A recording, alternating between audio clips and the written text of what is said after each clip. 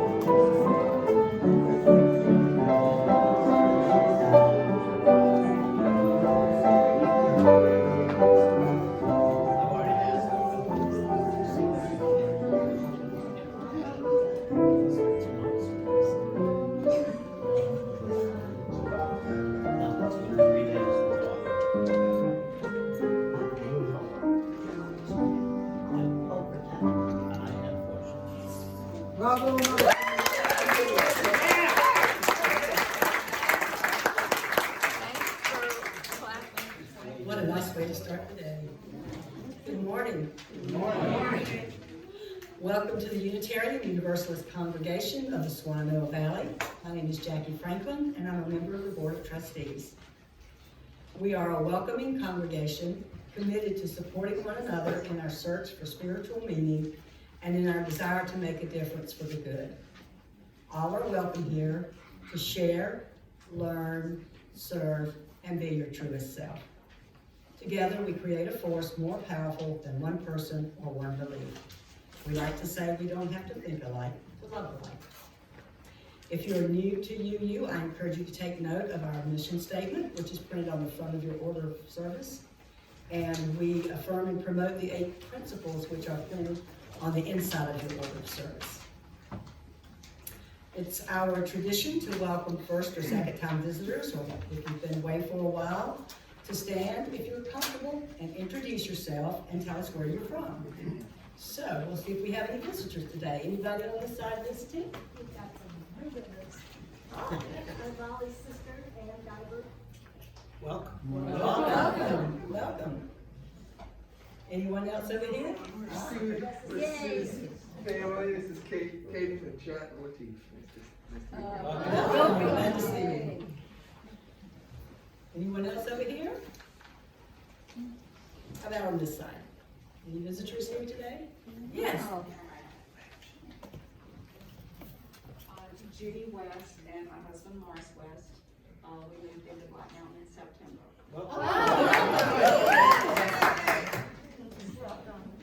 Anybody else? Any other visitors? Hey. Hi, my name is Juliana. I'm visiting from Charlotte, North Carolina. Welcome. And I'm helping with the choir today. Great. If you're interested in learning more about us, or you would like to receive our newsletter or find out how you can be more involved in our community, there are white cards in the backs of the pews. And there's also some on the table out in the foyer if you'd like to fill one out and let us know how to get in touch with you. It is our tradition to acknowledge with respect that the land we are on today is the ancestral home of the Cherokee and other indigenous people. The Cherokee, through stewardship, understanding, and conservation, survived and thrive in this land. We acknowledge their enduring connection to their homeland. So now, if you will please silence your cell phones, we'll begin our service.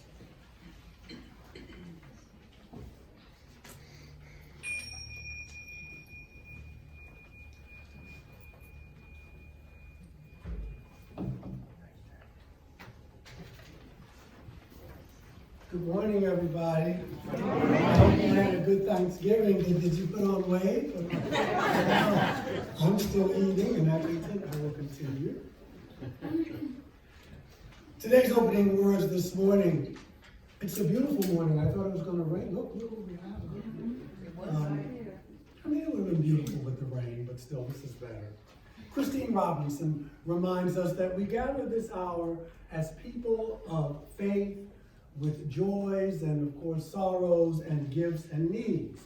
And so we light this beacon of hope, thank you Diane, because it is a sign of our quest, continuing quest for truth and meaning. And also we are here to remind each other to celebrate life and that life that we share together. And we give thanks for that. And so with that said, I invite you to rise as you are willing and able and join in singing our opening hymn this morning. O life that makes all things new, fill it well.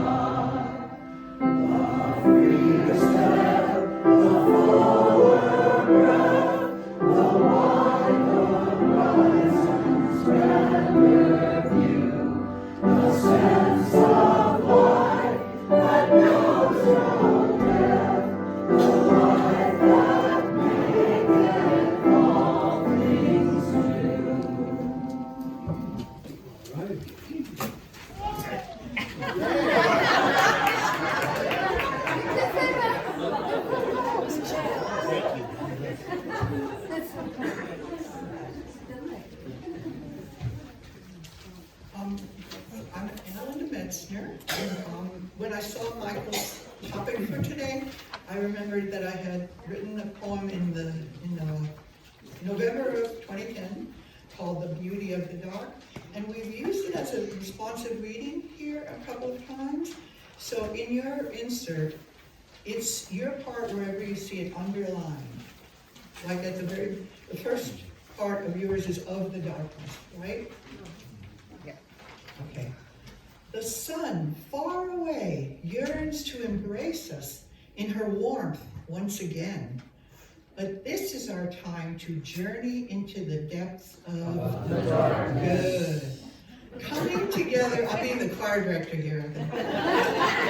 Coming together here, we warm each other's hearts in the darkness. This is the time to surrender and listen deep to our souls. This is the time to close our eyes, slow down, and be lulled by the darkness. Our blessed Mother Gaia dwells within the darkness. Inhale the song of her soul, her soil, her dark caves, her rich dark humus. Mother Earth welcomes you into the darkness. Walk with confidence, all people. Walk safely into the darkness. Let us love the night, the moon, the stars, the planets, the seven sisters high above. Revel in this other half of our lives, the darkness. the beauty of the dark earth, the darkness of skin, the dark curves of mountain roads, the seven sister mountains in their powerful darkness presiding over Black Mountain. Our dark blood, our earth, our deepest selves, the darkness. So I'm going to ask the choir to come up. We're going to do a song called Barrettes. The text is by the Senegalese poet Bernardo Diop, and it has to do with where do we find our ancestors in the world. And the music is written by Issei Barnwell. A last-minute substitution this morning, because her mom, Consuelo, is one of my oldest friends, and this is Juliana. She's been staying for Thanksgiving. So I came to that breakfast table and said, can you join me in the choir? And she looked and said, claves! So she's playing the claves, and later she's gonna sing with us in the soprano. Okay, this is Breaths by Issei Barnwell and Barago Diop.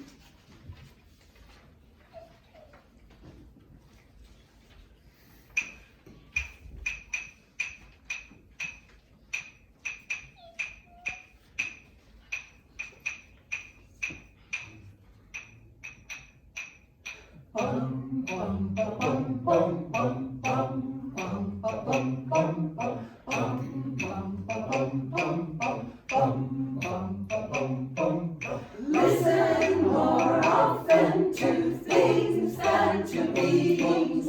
Listen more often to things than to beings. It's the ancestors' breath when the fire's voice is heard. It's the ancestors' breath in the voice of the waters.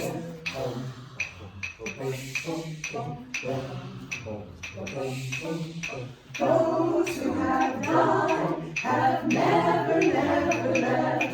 The dead are not under the earth. They are in the rustling trees. They are in the groaning woods. They are in the crying grass. They are in the moaning rocks. The dead are not under the earth. Listen more often to things than to beings. Listen more often to things than to beings. It's the ancestors' breath when the fire's voice is heard. It's the ancestors' breath in the voice of the waters.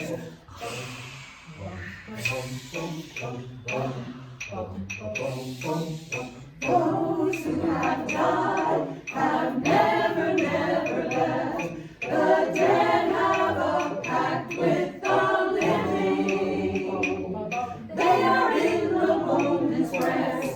They are in the wailing child. They are with us in the halls. They are with us in the crowd. The dead have a pact with the living. Listen more often to things than to beings. Listen more often to things than to beings. It's the ancestors' breath when the fire's voice is heard. It's the ancestors' breath in the voice of the waters.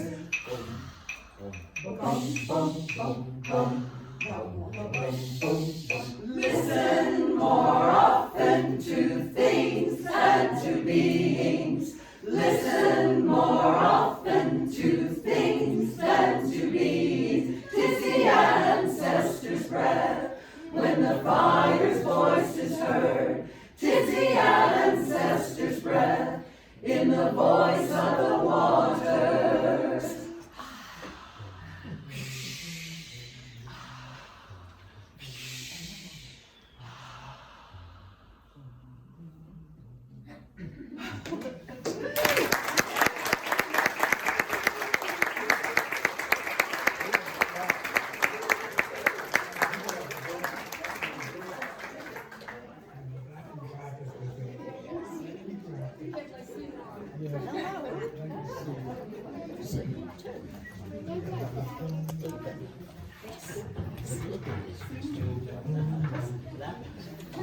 All right.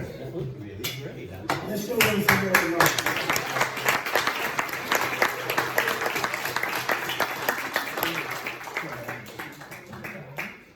This is the time in the service when we invite you to come and share a joy, a concern, a sorrow. Lady Di will light your fire. I'm sure the mic is on. And you can light your own fire if you want. Now, let me do this before I forget. Susan, it's a remembrance. Susan Hicks' father, she's our RE director, has crossed over a year ago today. Served his country in Vietnam. I met him when we went to a baseball game with the congregation. And so she just wanted to put that out there, keep his name out there, and thank you.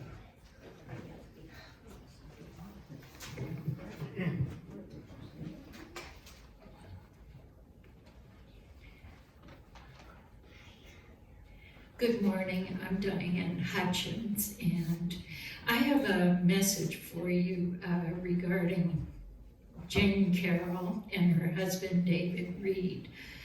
Both unfortunately have COVID this week, and it's particularly worrisome because Jane has an autoimmune disease. So she has asked for your support, and I do too, in getting them through this tough time. And I know you'll send her lots of prayers and good wishes. So thank you for doing that.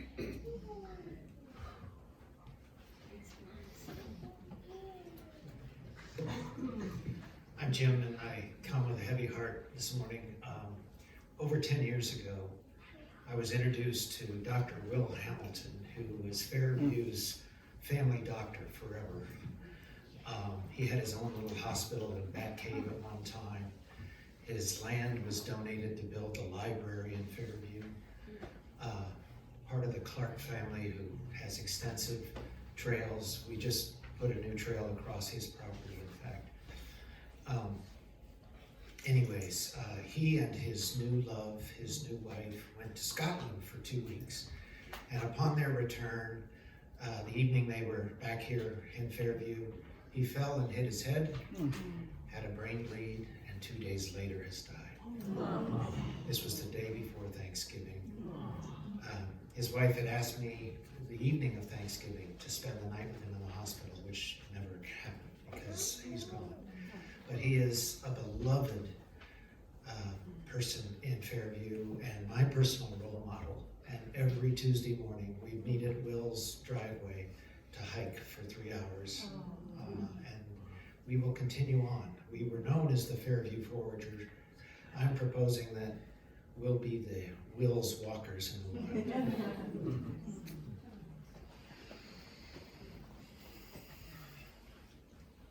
Hi, I'm Sue Cannon. I have a concern and a joy. The concern is my husband Kadir is living in Walden Ridge, Brookdale, and give him your thoughts. And if you're ever down that way, stop in and read him a poem.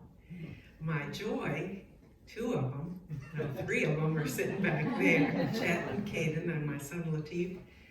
And they live in Asheville. Our daughter-in-law Jen will come sometime, I hope. But my big joy is turning 70 today, wow. Right about this moment. And to sing this fabulous choir and get to know your loving congregation and community. Thank you for this. Thank you.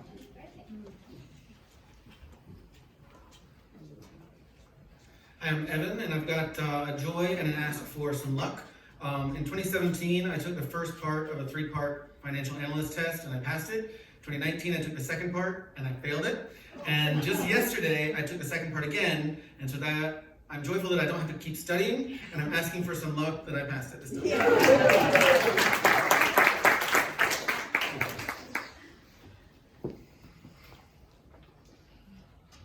Hi, I'm not going to woggle up there. My name is Ann Silman, and I fell, and I'm back. I did not bust my head at all. And I am so lucky and so thankful to all of you. Thank you. Yeah.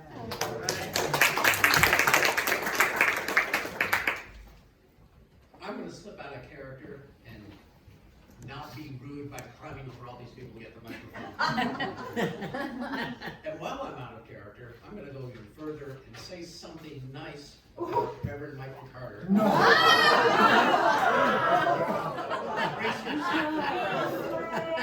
I don't get paid till next week. I'm gonna tell all these people something that I told you a couple of weeks ago. I attended my first UU service in 1992, so this is 30 years of UU. I've attended at least 1,000 sermons. That's not an exaggeration, I've done the math. And many of them were non-theological. I'm sure delivered many of them by agnostics and atheists. And in 1,000 sermons, I never once heard a sermon about atheism until last month when Michael delivered 3 of them. And I felt a sense of affirmation, that the same sense of surprise and affirmation when I attended my first UU church service in Asheville. And it revolved around 12 steps and included the Serenity Prayer. Yeah. And at that time, that was my only spiritual foundation. So thank you, Michael. Thank you for that. Thank you.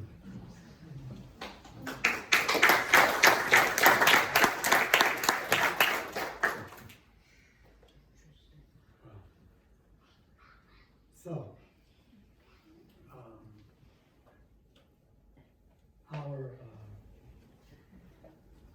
for those of you who, for whatever reason, decided not to come up, we appreciate that, and we will keep you in our hearts and minds and thoughts and prayers. Thank you. So, we will have our time for meditation and prayer, and we'll have a time of quiet. Afterwards, I think you'll like this. It's called The Nourishing Dark by who else but Richard Gilbert. I am wearing him out, but I'm sure you'd appreciate it. So yes, please stand yourselves as you see fit, and then we'll have our time of quiet. The Nourishing Dark. We pause in the holy quiet of the nourishing dark. The days are short now, and darkness overtakes the light. We miss the sparkling daylight hours, the long days of brightness and activity. We yearn for their swift return and wonder if we can wait or if our patience will at last give out. But we forget the nourishing dark at our peril. There is mystery in the dark to be probed. There is the adventure of that which cannot be known. It cannot be seen. It can only be experienced in the soul. There is deepness in the dark, impenetrable and inviting. In the darkness, we rest our bodies and our souls. We escape that which distracts and confuses. We come face to face with ourselves. We come into the deep places of our being. For darkness is not mere absence of light. Darkness is not simply an interval between days. Darkness is the softness of things, the blessed quiet of the night. May we not bemoan the dark, but relish it. May we feel its powerful presence and rejoice in its mystical embrace. May we celebrate the deep and the nourishing dark. And now, for this brief moment, while our minds are one, I will leave you with the eloquence of silence.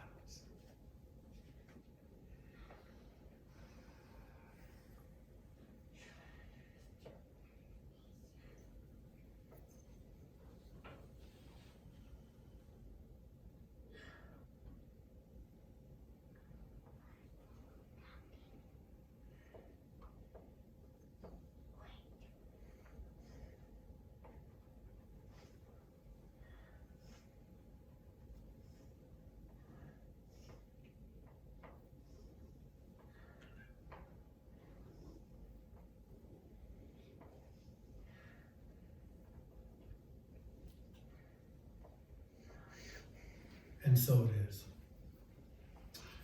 Before the choir comes up, it's that time. We cannot do all the good in the world, but the world needs all the good we can do.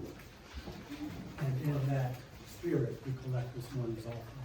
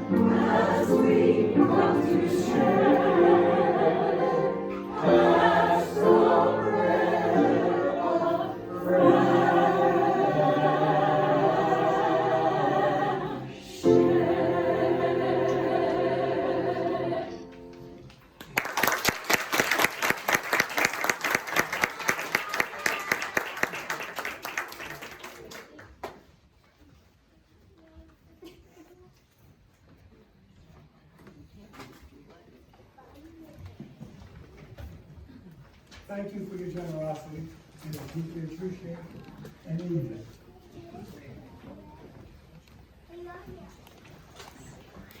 I want to say at the outset that I don't expect you to get up between 3 and 5 as I do each morning. I just want to tell you some things that came to my mind. And well, anything comes to your mind at that time. Time of day. So much of our world is so well lit now that we can barely see the Milky Way at night. it becomes harder and harder to find natural light. It's inside our homes, on the street, even in our heads. In some ways, the lights are always turned on. The light bulb has indeed conquered us, and it's convinced us to explore and to reform the night. Let there be light. And there was light, and it was everywhere. House lights, garage lights, fluorescent lights, halogen lights, street lights, stop lights, headlights, tail lights, billboard lights, dashboard lights. And let's not forget night lights to keep our rooms and hallways from scaring us at night. There are reading lights to help me with my addiction to information and words. There are cell phone lights and TV lights and computer screen lights. And the truth of the matter is that we're all lit up. In this way. Not in the other way, too. Those two. You can barely see some towns and cities from the International Space Station, but it's because of all this light, and it throws off the rhythm of nature. It really does. The animals and insects, it confuses the migration of the birds and other winged people. It casts shadows on trees and telephone poles into the mountains and the hills.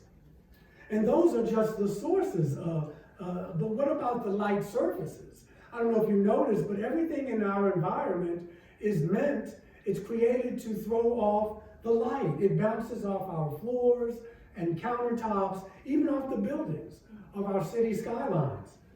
The buildings are still lit up like beacons even after everyone is home. I noticed this, especially living in New York for so many years. And these are our buildings and our skyscrapers that serve the interests of commerce and culture, but they are actually modern day temples to light. When was the last time you have experienced true darkness? We can't shut our eyes to the light when our consciousness is so saturated with it. We're like our computers. We're still plugged in. We're still lit up. We've taken in so much light during our artificially lengthened days that it often seems impossible to let go, even at 1 or 2 in the morning. I know it is for me. And when we lay down at night for sleep, images from the 24-hour news cycle, movies and TV shows and commercials, they're still playing in our brains. But waking in the darkness, I assure you, can cure all of this, at least temporarily. We've been taught by our religions and by culture that the dark is something to fear. Fear of change, fear of witches, of demons, of temptation. It seems when daylight comes, the sky brightens, but our fears remain.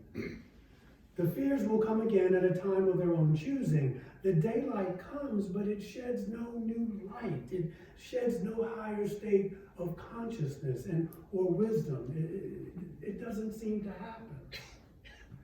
When I was a young boy, I suppose like many children, I was afraid of the dark. I don't really know why, probably from some of the things I just mentioned, but except to this day, I do not watch horror movies. I don't want to pay money or time to be scared to death. There's enough out there that will do it. But my daughter pays money to go to movies and she enjoys it. So I didn't enjoy it as a child, so I stopped. I just said, that's enough for me. I have friends who watch and spend money on horror movies, but it's not for me. And so many years ago, back in 1989, a series of mystical, for lack of a better word, for me, visitations occurred. And they occurred they still occur, and sometimes there's years in between but for a good number of years, these things happened, these visits happened, and so it was always between 3 and 5 in the morning, mostly around 4. And what had happened was I got scared again. And I wouldn't go to sleep. I would keep the light on until the last minute. I turned the light. It's post-traumatic stress. I went to therapy about it, and the therapist did not laugh at when I told him what was happening to me, which helped immensely. Neither did my partners at the time, so that helped. But it rekindled this fear of the dark in me, and I would turn the light off at the last minute, and I'd close the window as if it would keep these beings from coming. But for me, it helped. And then I started waking up again at 4 o'clock in the morning, and I've been doing that probably for the last 15 or 20 years. And some nights, though, I would just lie in the bed and toss and turn and try to force myself to go back to sleep. And if I was not alone, if there was someone lying beside me, I would just get up so as not to disturb them. And so for the last few years, I'm up at least 3 or 4 times a week. I'm in the pool at 5:30 in the morning. This has helped me. And I have the quiet time. I get to pray and meditate and to think. I made a pact with the universe, and I said, when it's time for me to die, let me go at 3 or 4 or 5 in the morning. It's quiet, and I will say my goodbyes, and the universe probably won't listen to me, but I put a bid in, and I would like to leave around that time. I enjoy the dark, and plus these experiences help me walk through my fear, because that's the thing, that you have to face the fear. And so there was something in me that began to enjoy getting up early and getting things done. It was time for me to be alone with my fears, basically. So it became my Kairos time, like our sacred time here. It became that. So I began to look at this fear of the dark and the unknown, and my fear of the visitations that I would have. And today, when our world is so highly illuminated, it's so much more difficult to appreciate darkness. Yet much of what we would call spiritual wisdom is born out of this darkness. Carl Jung reminds us that knowing your own darkness can help you in dealing with the darkness of other people. And I realize that we are entering the season of light this year, this time of year. But this morning, I want to focus on darkness. My musings at 4 a.m. that I want to share with you in hopes, I'm sharing it with you in hope that you too might find something useful. In every genuine religious tradition, there is a discipline that involves waking up in the middle of the night for some form of prayer or contemplation or meditation.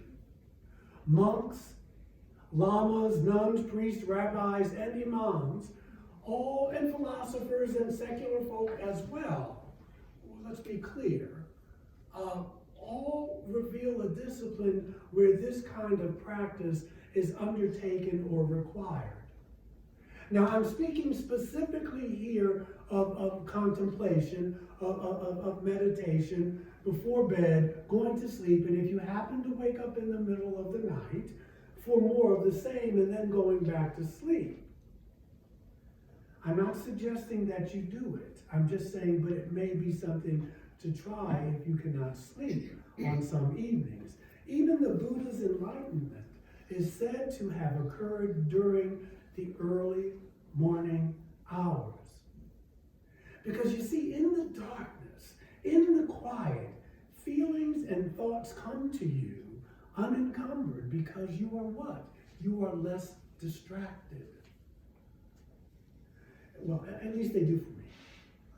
And so I can tell you that there is something magical about those hours, but in order to benefit from it, you've got to get up in the darkness. You see, the point of life has little to do with getting and spending, the things that occupy the greater portion of our days. I know you may say that's obvious, but it's not for many, many people. But you can really get it in the middle of the night. But you have to get up in the night to get the real value of life. Dreams and visions do happen. Symbols and signs may be seen. Desires are awakened. Can you really hear the snowfall? Maybe. If you are not alone, there's the listening to your own breath. If you are if you're not alone, your partner, just listening to that life, that's life, that eros energy. It's not to be played with. It's nothing to trifle with. That kind of energy, but it's there. You can feel it.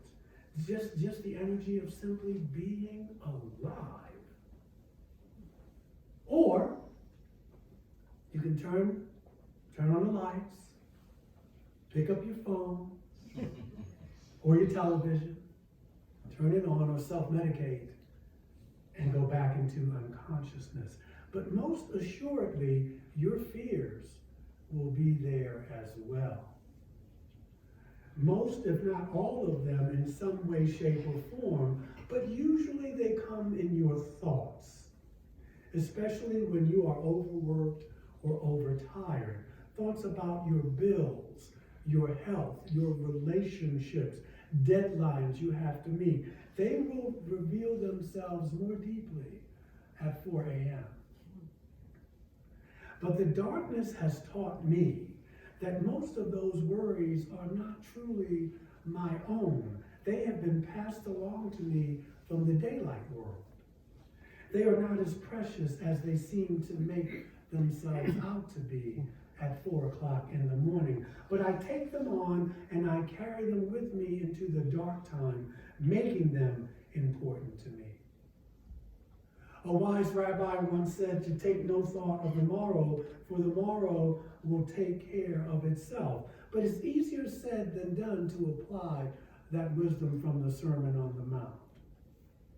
During the day, we are taught that we are here on this earth to fulfill all kinds of human ambitions, to grow our wealth, to be influential,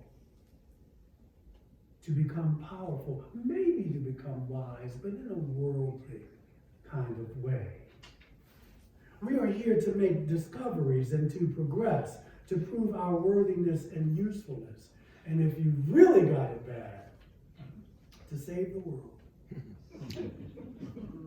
Or at least to improve the overall quality of life. And if that's your deal, then that's wonderful. That's you know what your mission is in life. Just make sure it's a doable one.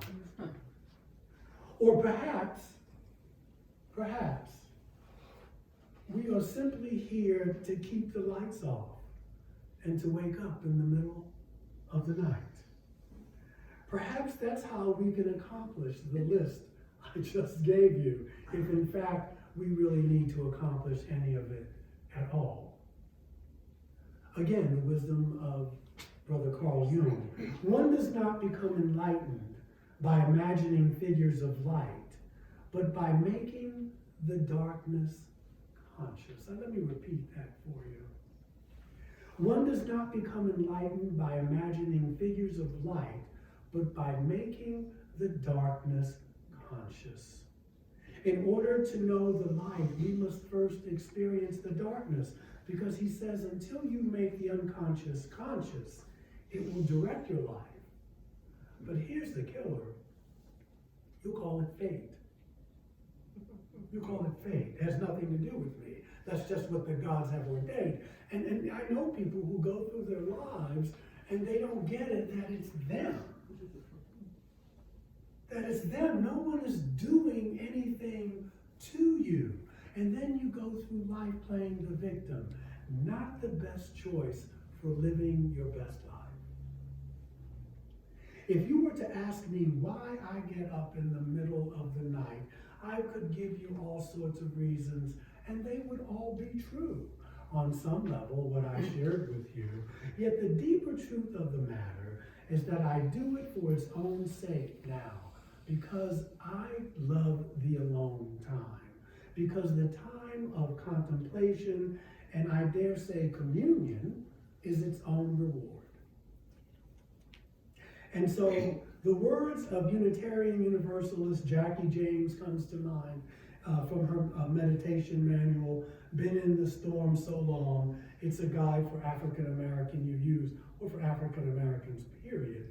She writes, we must acknowledge that darkness has a redemptive character, that in darkness there is power and beauty. The dark nurtured and protected us before our birth. Welcome darkness. Don't be afraid of it or deny it. Darkness brings relief from the blinding sun, from scorching heat, and from exhausting labor. Night signals permission to rest, to be with our loved ones, to conceive new life, to search our hearts and to remember our dreams. The dark of winter is a time of hibernation. Seeds grow in the dark, fertile earth. The words black and dark don't need to be destroyed or ignored, only balanced and reclaimed by their wholeness.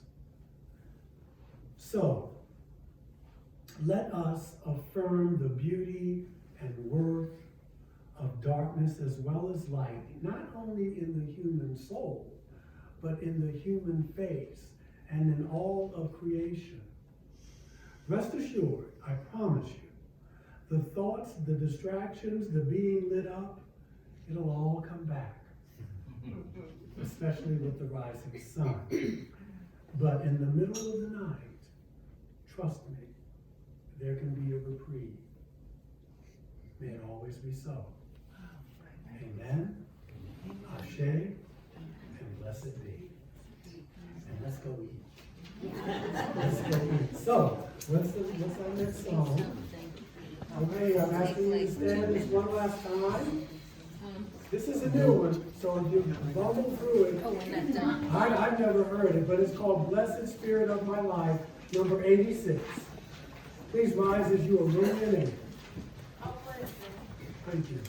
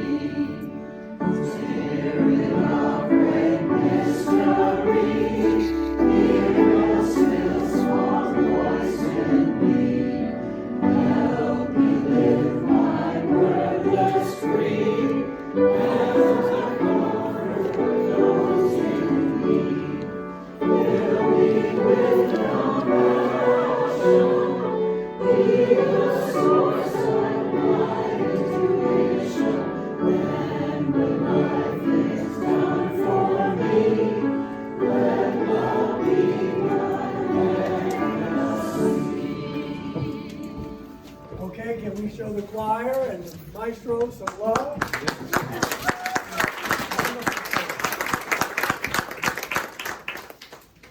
And now may love hallow every home and every heart.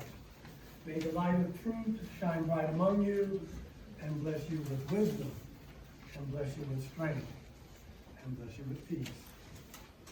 Have a great afternoon.